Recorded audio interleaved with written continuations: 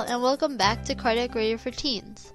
I'm Bia, and for those of you who don't know, Cardiac Radio for Teens is a show where teens can get together and talk to other teens about Spiritist topics and learn about Spiritist teachings while talking to other teens, because sometimes it might be really confusing for us to sit and listen to adults lecture or to read these complicated books with all this complicated language that we don't really understand or use today. So hopefully when we're talking between teens and it's our language and we understand each other and we know what questions other people might have, we might be more able to understand what's truly being said and make it more engaging to learn about Spiritism. Growing up as Spiritist teens, whether you grew up into it since the very beginning or you got into it at an older age, when you're younger, you look at the adults reading all these books, all these Spiritist books, and you think, oh, ew, you just leave it on the side, you don't even acknowledge it. But it's really important that we do start reading it and learning it now, because there's so much information that would benefit us if we knew now. And it doesn't mean that when we're older we're not going to have to read it. We'll be able to reread it, but we'll interpret it differently and we'll learn even more things than just reading it for the first time when we're adults. So hopefully, with what we're doing now, going through the Spirits book piece by piece and putting it into our language and figuring out for ourselves, we'll be able to learn a little bit each week, and hopefully that will help us throughout our lives and help us when we actually go to read the book, like when we're adults, like we all see the adults reading all these books. During the school year, it's really hard to find time to do much of anything, so hopefully us doing it a little bit each week, it'll make it bearable and we'll find time to do it together, because it's not like we have to sit down and read the whole book in a day. We can go little by little and truly understand it and reflect on that throughout the week. So let's get right to it. We left off at part 12 of the introduction of the Spirits book. A fact borne out by observation and confirmed by the spirits themselves is that low-ordered spirits often present themselves using well-known and respected names. Thus, how can we be sure that those who say that they have been, for example, Socrates, Julius Caesar, Charlemagne, Ferdinand, Napoleon, Washington, etc., had really emanated those individuals? This question has been raised even among some earnest followers of the Spiritist doctrine. They accept the intervention and manifestation of spirits, but they ask what control we may have over their identity. Such control can indeed be very difficult to establish, but although identities cannot be verified in a way that is as authentic as the attestation of public records, they may nonetheless at least be verified by deduction according to certain indicators. So right there they're saying how the spirits have clearly stated that low-ordered spirits can just say that they're someone else, but they're really not. And it's really easy for them to just trick you. And there's really no way of telling, oh, this person was Washington, this person wasn't. There's no distinct way. So they're saying that you have to know by little clues. You can't just really specifically know, okay, you're the real one, you're not. And then it continues. When spirits of those personally known to us, relatives or friends, for example, especially if they have only recently died, manifest, their language usually corresponds perfectly to the characteristics that were familiar to us. This in itself is an indication of identity. Any remaining doubts, however, are settled when the spirit speaks of private affairs or remembers family matters known only to those involved. A son could hardly be mistaken about the language of his father or mother, nor parent about the language of their child. During these immediate evocations, the most extraordinary incidents sometimes occur, convincing even the most incredulous. Hardened skeptics are often startled by the unexpected relevance made to them. So here they're saying that when it's someone that is close to us, a family or a relative, and they just recently died especially, then when say it's their spirit and they come, one sign that we'll know that it's truly them, that we can identify them is because like a child knows exactly how their mother talks. And even if you have certain doubt, maybe they're still just tricking us, there's certain things that only you and that person would know. It's not like everything was out there publicly. So there's certain moments, certain things that you could try and test them with, see if they actually know it. And that's one way that you'd be able to identify the actual identity. One other characteristic of such communications is often enough to verify a spirit's identity: handwriting. As we have stated, a medium's handwriting generally changes with the spirit who is evoked, reproducing it exactly the same each time, and the spirit communicates. In cases involving persons recently deceased, it has been demonstrated a number of times that the handwriting reveals striking similarities to that of the persons during the life. We have seen perfectly identical signatures. Nonetheless, we are far from citing this fact as a rule or as a frequent occurrence. We simply mention it as something worth noting. So here they're saying that one thing that could tell someone apart if you're saying, oh, are you really that person? Are they not? Are they just tricking us? One way is the handwriting, especially again if they say if you recently died, so you're kind of still connected to what you did and who you were during that life. You're more connected than if you died like a long time ago. Then they would say that the handwriting would be awfully similar, and they're saying like the person's signature would be really similar now to then. So that's one way that you could help identify them. But here they're saying that don't take this as, okay, they have the same signature, so they must be real, because they're saying that it's not like a rule, it's not something specific we follow, but they just mention it because it's something worth noting, but it's not proven to work every single time. So they're just telling you, but telling you also don't think that works all the time. Spirits who have reached a certain degree of purity are the only ones who are free of all corporeal influences. As long as they are not yet completely dematerialized, this is the expression they use, they preserve most of the ideas, inclinations, and even idiosyncrasies they had on earth, and this is a further means of recognizing them. Above all, however, we arrive at such recognition through a multitude of detail that only an attentive and continuous observation can reveal. We have observed spirits who have been authors discussing their own works or doctrines, approving or condemning certain parts of them, and others remembering unknown or little-known circumstances concerning their life or death. All these indications, which are at least typical evidence of identity, are the only ones that can be employed when we're dealing with abstract matters. So here that they're saying that another way that you would be able to identify who that spirit really is would be to their ideas and what they thought, because say they're an author and they wrote a book, well then their ideas should match up with what they wrote in their book. Like if it's a biography, or if it's like how to cook, simple, we're being really simple here. If it's like how to cook, they wrote a cookbook about all this stuff, and then you ask them a question and they don't know one recipe, that'd be kind of weird if that's all that they were doing, that they were studying, that they wrote a book and then they don't remember it. So their ideas and their inclinations, that's one way to tell who they really are. Then it continues. Hence, if the idea of an evoked spirit may be established to a certain extent in certain cases, then there is no reason why it cannot be established in others. And although we do not have the same means of control involving people who died at a more remote time, we always have the means of referring to their language and character. That is, the spirit of a morally upright person will never communicate like the spirit of a perverse or immoral one. As for spirits who assume respectable names, they soon betray themselves by their language and maxims.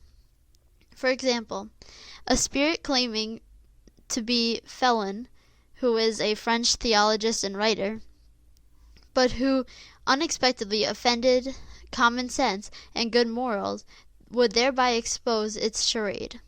But if the thoughts expressed were always pure, without contradiction, and consistent with the elevated character of Felon, then there would be no reason to doubt the spirit's identity.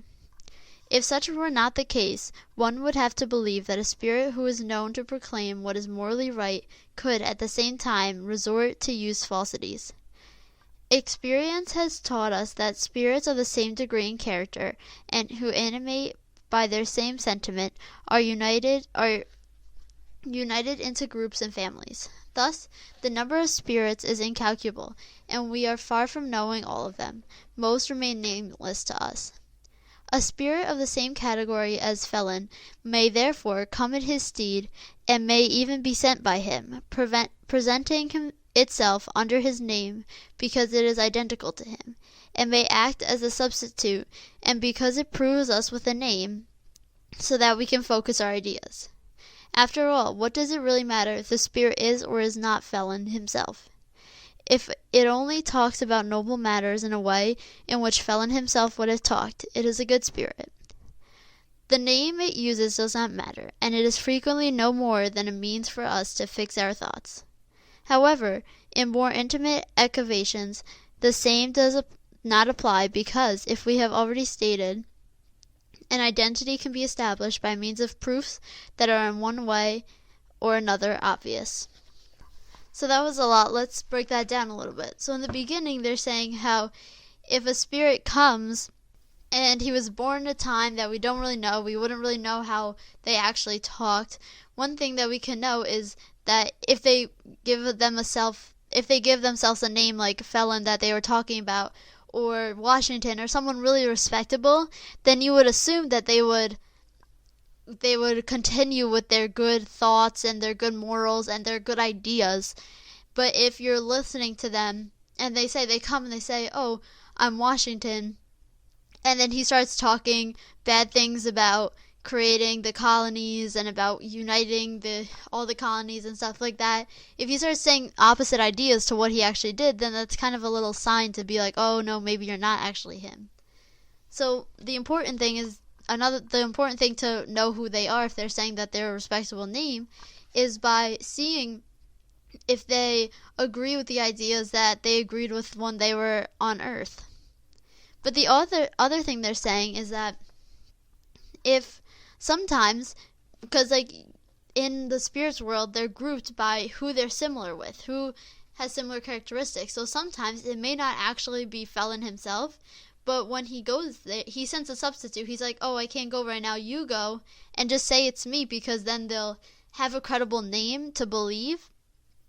But since he has about the same ideas, Felon could have sent him, but he could not actually be Felon. So they stress at the end how the important part isn't who it actually is. It's that if it's a good spirit and he's trying to say the right things and he's trying to express good thoughts and good ideas, then it shouldn't matter. Then we should follow what he says too. But sometimes for us humans, it's a lot easier for us to respect someone and listen to their ideas when they're a famous person.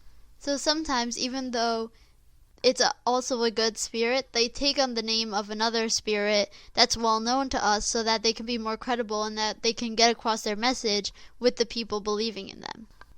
And then for the last little paragraph in this part goes, "There is no doubt that spirit substitution may occasion a number of mistakes that result in error, and oftentimes deceit. Such is one of the difficulties faced by practical spiritism. However, we have never said that this science is easy, or that it may be learned effortlessly. Also, it is the case with another science. We cannot repeat too often that spiritism demands constant and prolonged study, and that since we cannot produce spiritist phenomena at will, we must wait for them to occur on their own, frequently when they least expect it. For attentive and patient observers, the facts are abundant, and there are discovered thousands of character nuisances that appear to them like rays of light. The same applies to every other branch of science. While the superficial observer sees in a flower only an elegant form, the botanicist discoverer in its treasure for thoughts." So here they're again summing up that the spirits, that they may substitute, and that may cause a lot of mistakes and who is actually who is a good spirit, who's not. And they gave a whole bunch of ways, but it's not going to be easy. Like, all these ways, none of them were, okay, if you look for this, then you're sure it's going to be that person. They're all just little guesses, all little ways that you can try and know who it is, but you're never really going to be certain. But they're saying that it's not going to be effortlessly. You're not going to learn it really quickly. You're not going to be able to do it without any effort. You have to study and study. And right here they said a constant and prolonged study, which is kind of funny because that's what we were talking about before with why we're reading this book to begin with. It's because we're not just supposed to read this when we're adults. We're supposed to start now, and because it needs prolonged study. We need to study it for a long time. So if we start now, we'll be able to learn more and more and more stuff when we're adults. And then starts part 13 of the introduction. These observations lead us to address another difficulty: the differences in spirits' language. Since spirits differ widely from each other in knowledge and morality, it is obvious that the same question may receive varied, sometimes contradictory answers from them according to their category. The same thing would happen if we were to question a scholar, an uneducated person, or a prankster. What is essential is to know whom we are addressing our question.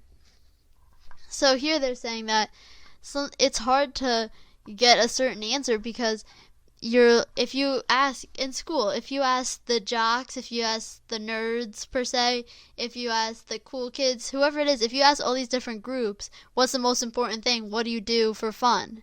Everyone's going to say a different answer, and you're going to be kind of confused because not everyone does the same thing for fun, because someone likes video games, someone likes to read, someone likes to play sports. So everyone has a different answer, and it's not saying that the answers are wrong, but they're just saying different things. It's just varied responses. So they're saying the same thing. So what's important is to know who we are addressing, because if we know, okay, in all of the jocks, what is your favorite thing to do? And then everyone will say sports. Hopefully, maybe, per se, but then everyone will say the same answer with a few or two outliers, but most of the answers will all be the same. So then you can really know that for jocks, sports is their favorite activity to do, and the answer isn't varied. And then it continues. But one may ask, how are we to explain why even higher order spirits do not always agree with one another? First, we will state that besides the reasons we have just pointed out, there are others that may influence the nature of the responses, regardless of the degree of the spirit's evolution. This is a very important point that will be explained by further study, lending credence to our advice for constant attention, in-depth observation, and above all, as with all human science, continuity and preservation. Years are required to make even a mediocre physician, and 3/4 of a lifetime to make a true scholar. So how can one expect to obtain the wisdom of an infinity in only a few hours? Therefore, let no one be misled. The study of Spiritism is an infinitely immense and is connected to all the issues of metaphysics and social order. There is an entire world opening before us, so why is it surprising that understanding it requires a great deal of time? Furthermore, apparent contradictions are not always as real as they may appear to be at first. After all, we do not see scholars every day who profess the same science but diverge in their definitions by employing different terminology or by viewing a material from a different point of view, although the fundamental idea is still the same. Just try to count the number of definitions given to the word grammar. We must add that the form of an answer almost always depends on the form of the question. Thus it would be immature to see a contradiction where there is generally no more difference of words. High order spirits do not concern themselves with form at all. For them, the essence of thought itself is everything. So here they're saying that sometimes when they get questions that the high order spirits seem to be saying completely different things. So why are they different? And first they're saying that it's the same thing, that they could be influenced. It might not actually be a high order spirit.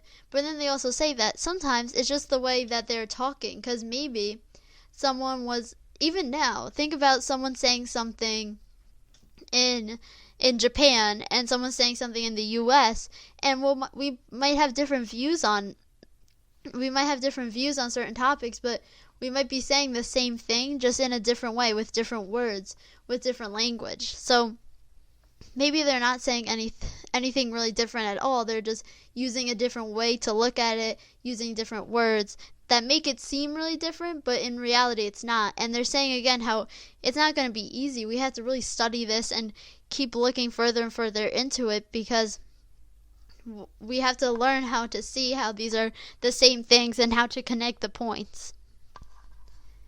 And then it continues. For example, let us return to the definition of soul. Since this word has no definition, the spirits may defer to it as an application just as we do. One will state that it is the principle of life. Another may call it the animic spark. A third may say that it is something internal, while a fourth may say that it is something external, etc. And all will be correct from their own point of view. We might even think that some among them profess materialistic theories, and yet such is not the case. The same applies with respect to the word God. According to some, God is the principle of all things. According to others, the creator of the universe, the supreme intelligence, the infinite, the great spirit, etc. But it is always God. We would cite from classification of spirits as another example. They form an uninterrupted series of lowest to highest degree, and classify themselves as thereby arbitrary. One person might categorize them into 3 classes, others into 5, 10, or 20 as desired, without being incorrect. All human sciences offer the same examples, with each scholar having his or her own system. The systems vary, but the science is always the same. Whether we learn botany according to the system of Linnaeus, José, or Torrefront, we are learning botany nonetheless. With this in mind, let us stop giving purely conventional matters more importance than they deserve. Let us devote ourselves only to what is truly important, and we will realize that in things that seem most contradictory, we will often, upon reflection, discover a similarity that escapes us in our first examination. So here they're again just summing up, they're giving us some examples how the word soul, everyone sees soul, everyone understands soul in a different way. They define it in a different way. But in reality, aren't they all talking about the same thing? They're all talking about the soul. But they just have a little bit different point of views. And God, every religion that has God, they all see God in a different way. But after all of the different point of views and all the different perspectives, it's still just the one God. And again, they're saying with just the classification of the spirits, some people may think that it's only 3 groups. Some may think that it's 5 groups. So it may not really be exact, because from a different point of view it may seem right, but from another point of view it may be wrong. So people look at it from different point of views, and it doesn't mean it's right or wrong. It's just a different way of looking at it. So it's going to take time and devotion and work and dedication to really study it, to realize and connect the points of that might be actually similar, just in a different point of view. And now starts part 14 of the introduction. We would pass right over the objection of certain skeptics to point out the spelling errors of some spirits, if it did not provoke us with essential observation. We must agree that their spelling is not always faultless, and only a lack of reasonable argument could make such a fact the target of serious criticism, by stating that if spirits know everything, they should know how to spell. We could point out numerous sins of this nature committed by earthly scholars, which in no way lessens their authority. However, the matter involves a more serious issue. For spirits, and especially high-order ones, the idea is everything, the form is nothing. Freed from matter, their speech is as rapid as thought, and it is through thought itself that they communicate with one another without intermediate means. Thus they might find it very inconvenient having to use the drawn-out, cumbersome form of human language, especially if insufficiently and imperfections, in communicating with us to express all their ideas. They themselves have alluded to this fact, and it is interesting to observe that means of their utility to minimize the inconveniences. The same would apply to us as if we had expressed ourselves in language composed of longer words and sentences, and containing fewer expressions than ours. It is the same type of difficulty that geniuses experience. They become impatient with the slowness of the pen, as it always lags behind their thoughts. Thus we can understand why the Spirit attaches little importance to opographic trivialities, especially when dealing with a profound and serious teaching. On the other hand, is it not marvelous that they can express themselves equally well in all languages, that they understand them all? We must not conclude from this, however, that they do not understand the conventional correctness of language, since they observe it when necessary. For example, the poetry they dictate most often defines the criticism of the most demanding pursuit in spite of the ignorance of the medium. So here it's saying how some people, when they say, oh, this can't be a higher spirit. Look, they misspelled a word here and there.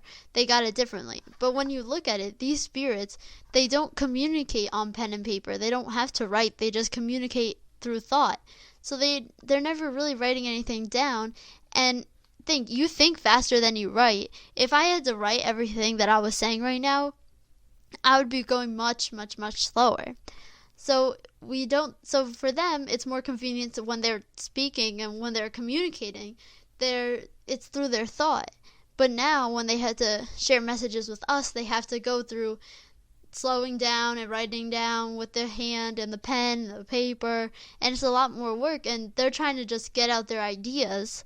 So sometimes they're just going quickly, so they forget spellings. And also, if they only communicate with thought, then they're not ever having to write. They're not ever having to know how to spell the words exactly. So they might misspell one here or there, but that's not the importance, because the importance of what they're doing is their idea and not the little nitpicky things like, oh, they spelled one word wrong.